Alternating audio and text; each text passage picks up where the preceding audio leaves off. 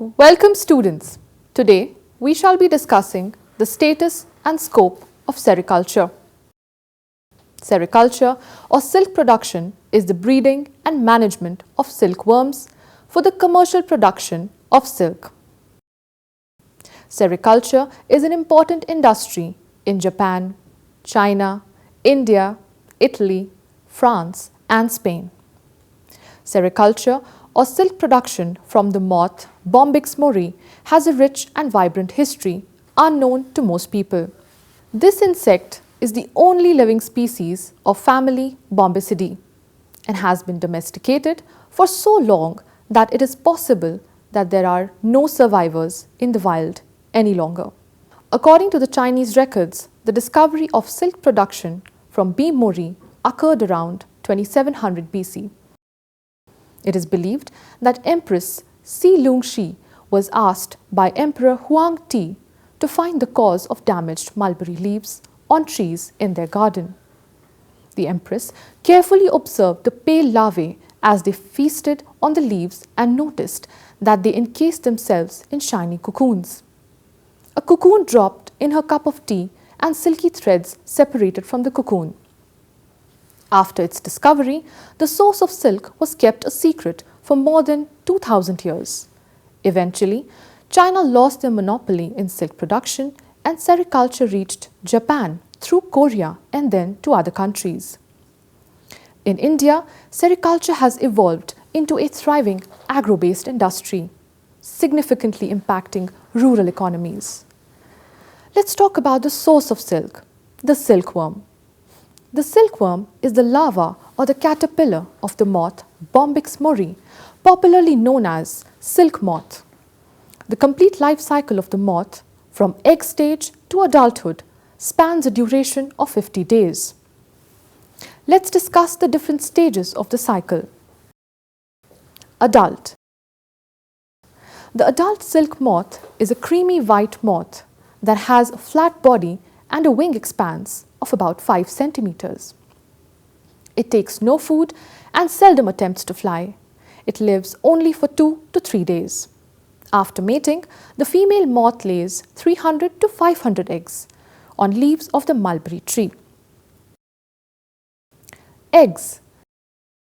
The eggs are round and yellowish white, but they become grey as the hatching time approaches. Larvae. The newly hatched larva is about 3 millimeters long and somewhat black in color. The larvae grow in size and shed their skin 4 times. Each growing stage of the caterpillar consumes a lot of mulberry leaves. The last stage, full-grown larva, is about 7 centimeters long. It has a hump behind the head and a spine-like horn at the tail end. When full-grown, the mature larva stops feeding, climbs on a twig and spins a cocoon. The cocoon is formed from a secretion of 2 large silk glands, which are actually the salivary glands.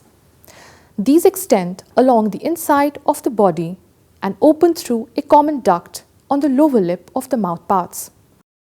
The larva moves the head from side to side very rapidly, about 65 times per minute, throwing out the secretion of the silk glands in the form of a thread. The secretion is a clear viscous fluid which on exposure to the air gets hardened into the fine silk fiber. The filament forming a cocoon is continuous and ranges in length from 700 to 1100 meters. The cocoons from which moths have emerged are called pierced cocoons. These are of low value because continuous threads cannot be obtained. Pupa. The full-grown larva pupates inside the cocoon and in about 10 days' time, it transforms into a winged adult. The adult moth makes an opening in the cocoon and escapes through it. Students, we will now explore various activities involved in sericulture. Silkworm rearing. Selected healthy silk moths are allowed to mate for 4 hours. Female moth is then kept in a dark plastic bed. She lays about 400 eggs in 24 hours. It is important to examine the female moth for diseases. Only the certified disease-free eggs are reared for industrial purposes. The eggs are hatched in an incubator. The hatched larvae are kept in trays inside a rearing house at a temperature of about 20 to 25 degrees Celsius. These are first fed on chopped mulberry leaves. After 4 to 5 days, fresh leaves are provided. As the larvae grow, they are transferred to fresh leaves on clean trays, and when they are fully grown, they spin cocoons. The spinning process involves intricate movements as the silkworms create a continuous silk thread around their bodies. The silk secreting activity coincides with the transformation of the silkworm into a pupa inside the cocoon. The pupa develops within the cocoon, undergoing metamorphosis to transform into a moth. Next is cocoon harvesting. Once the pupa stage is complete, the silk cocoon is carefully harvested. This process is carried out meticulously to ensure the continuous, unbroken silk thread is preserved. Next up, we have reeling or threading. The process of reeling involves several crucial steps.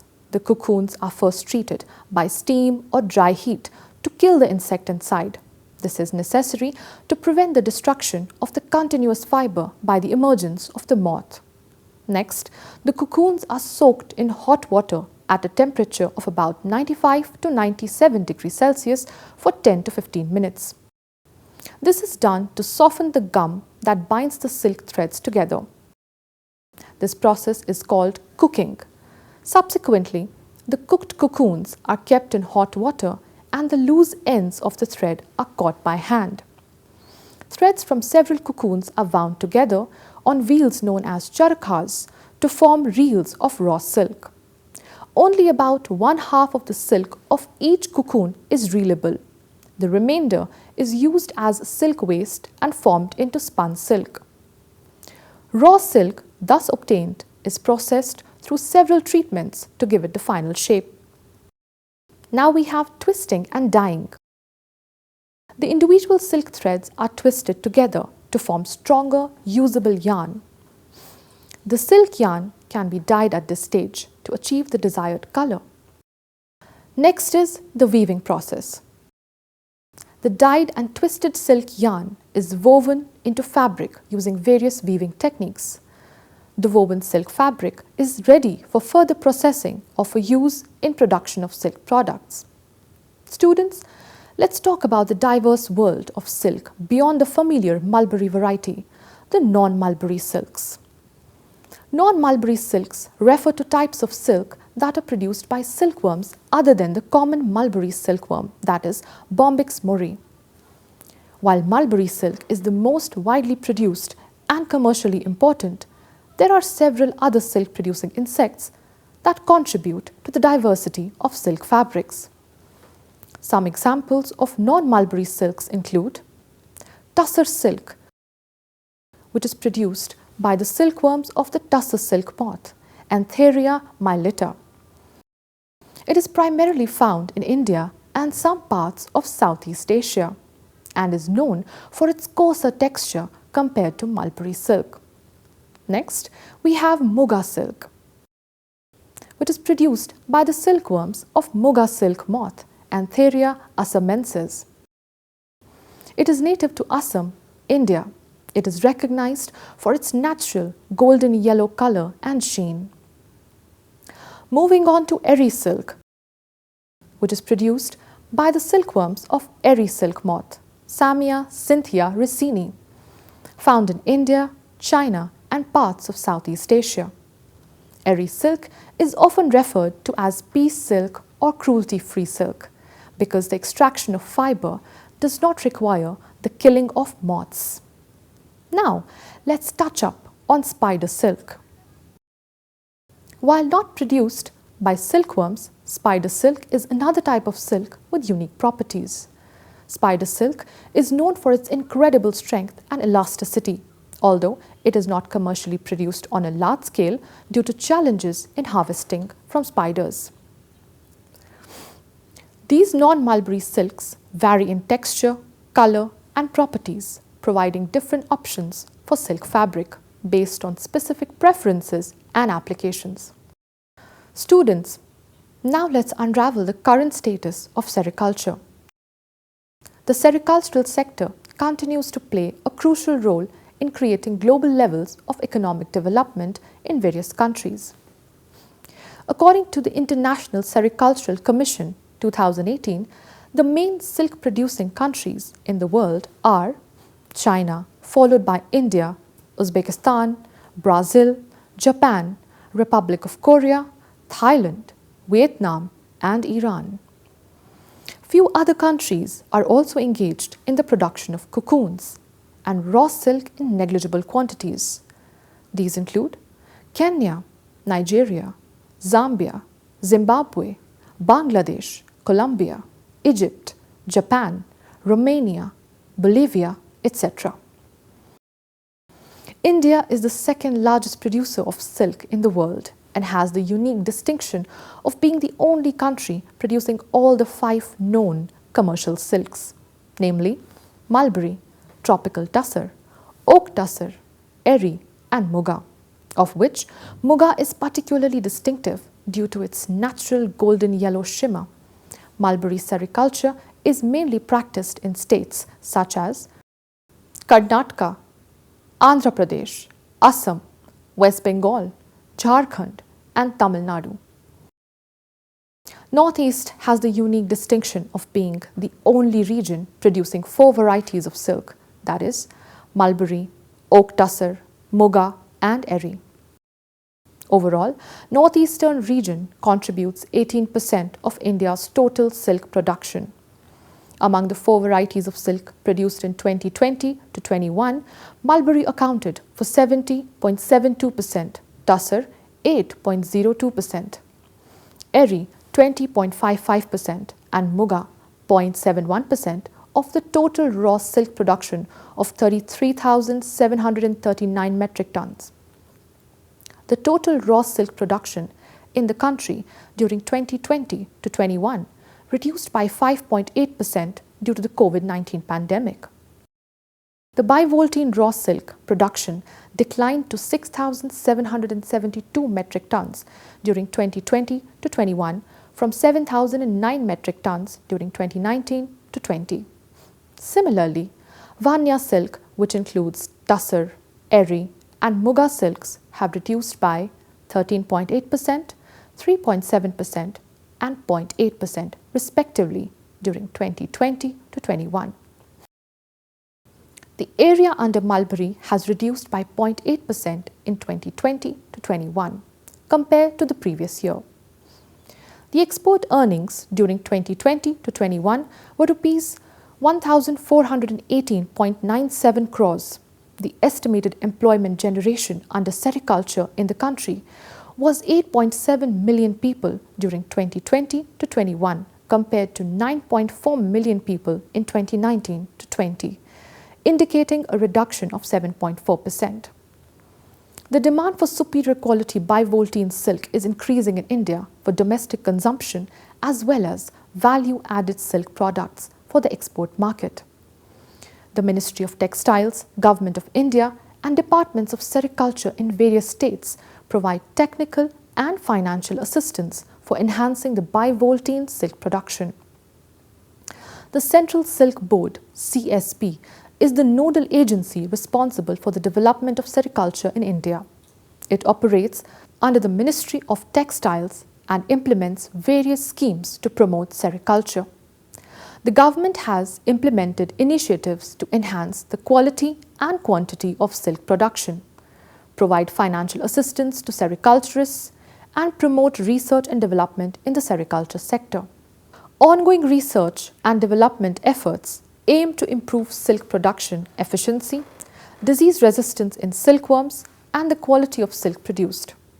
Institutes such as Central Silk Technological Research Institute, CSTRI, are involved in research activities to benefit sericulturists and the silk industry. Let's now try to understand the scope and significance of sericulture. The scope of sericulture in India is broad and holds significant potential. Some aspects indicating the scope of sericulture in India are diverse silk varieties. As already discussed, India produces various types of silk including mulberry, tropical tussar, oak tussar, eri and muga. This diversity presents opportunities for the industry to cater to different market demands. Next is the global market presence. India is a major player in the global silk market.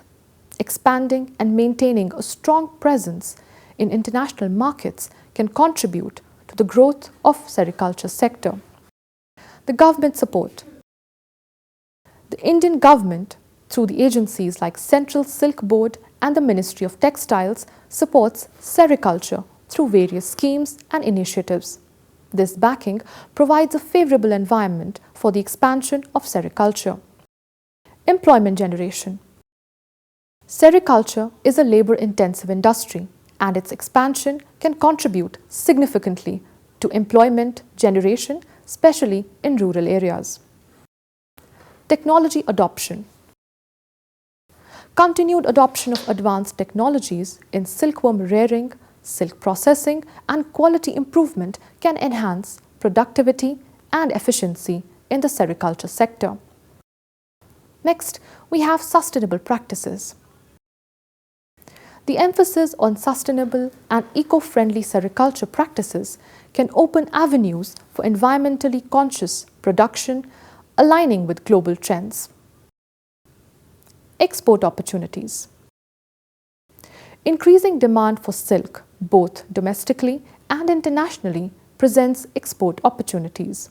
The demand for superior quality silk and value-added silk products is on the rise.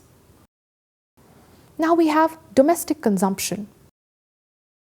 With a growing economy and increasing disposable income, there is a potential for increased domestic consumption of silk and silk products. In an agriculture-dominated country like India, it is quite important to know why sericulture is getting importance in the government plans. Sericulture provides gainful employment, economic development and improvement in the quality of life to the people in the rural areas, and therefore it plays an important role in anti-poverty programs and prevents migration of rural people to urban area in search of employment. Hence, several developing nations like China, India, Thailand, Vietnam, Indonesia, etc. have taken up sericulture to provide employment to the people in rural areas. Let's discuss a few points highlighting the significance of sericulture. First, high employment potential.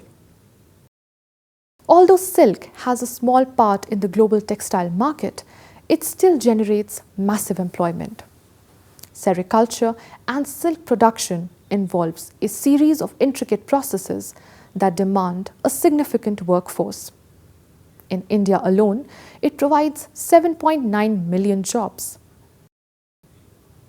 Fuels rural economies. In Thailand, 20,000 weaving families rely on sericulture industries. Data also shows that approximately 57% of the sales on silk fabrics flow back to the growers, generally rural communities. Therefore, sericulture supports the vitality of many villages in various countries. Women-friendly industry. Sericulture is women-friendly due to its cottage industry nature, flexible hours, low capital requirement, skill development, opportunities and empowerment through entrepreneurship. It often supports rural women and community engagement. Low maintenance, high returns. You can start sericulture with a small parcel of land without hiring massive labor.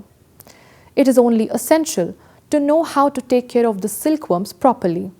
Silkworms are also low maintenance, which makes sericulture an ideal project for students. Silkworms need to be fed only 1 to 2 times a day, reach a maximum length of only 3 inches during their 45-day growing period, and have a short life cycle. Multipurpose use of sericulture. Apart from silk, sericulture yields several other byproducts.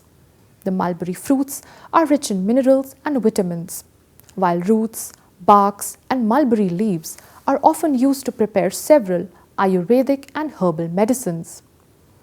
Some of the woody mulberry trees offer termite-resistant timber that is used for crafting sports items, toys, etc.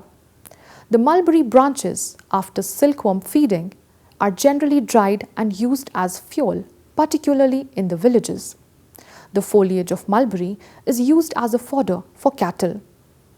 The mulberry trees are also planted in the embankments for protecting the soil against erosion, while simultaneously contributing to enhanced aesthetics. The silkworm pupae are rich in oil content which can be used in the cosmetic industry, and the remaining pupal cake serves as a protein-rich source suitable for poultry and fisheries. In some tribal populations, people eat airy pupa as a source of protein and nourishment. The silkworm litter is used for biogas production and used as a fuel for cooking in the rural area. Let's now dive into the various challenges encountered in the sericulture sector.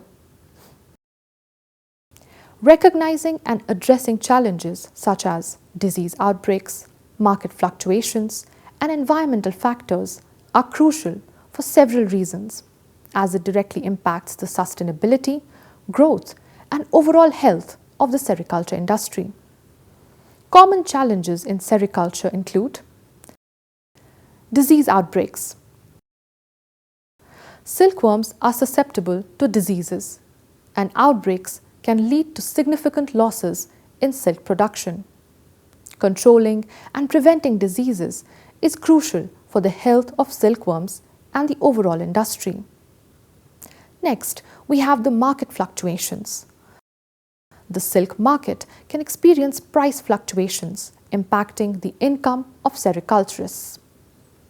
Economic uncertainties and changing consumer preferences can influence market dynamics. Next, we'll talk about the environmental factors.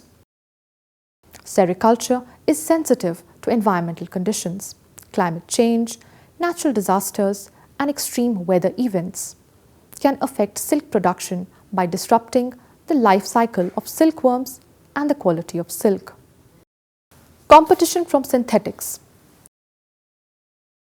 Synthetic fabrics and alternative materials pose competition to natural silk. These fabrics are often derived from petrochemicals and offer cost-effective alternatives to natural silk. The sericulture industry must find ways to differentiate and promote the unique qualities of silk. Now let's talk about the labor-intensive nature of sericulture. Sericulture is a labor-intensive activity, and the availability of skilled labor can be challenging. Mechanization and technology adoption are essential to address this issue. Rural development. Sericulture is often practiced in rural areas, and lack of infrastructure, education, and financial resources can hinder the growth of the industry. Comprehensive rural development is crucial for the sustainable development of sericulture. Limited research and development. Continued research and development are essential for addressing challenges such as disease resistance, improving silkworm varieties, and enhancing silk quality. Limited investment in research and development can impede progress. Land use changes. Changes in land use patterns can impact the availability of mulberry cultivation areas, affecting the production of mulberry silk. Global economic factors. Economic conditions in major silk-consuming countries can affect the demand for silk. Global economic downturns or disruptions can impact the export market for silk.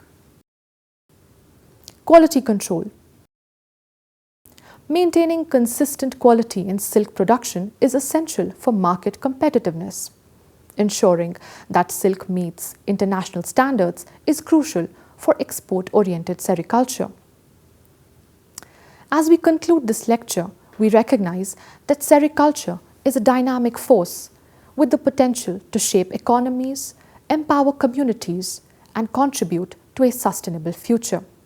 It makes us appreciate the delicate balance between tradition and progress, urging us to nurture this ancient art into a thriving, resilient industry. I hope you found this lecture interesting and informative. Thank you for joining me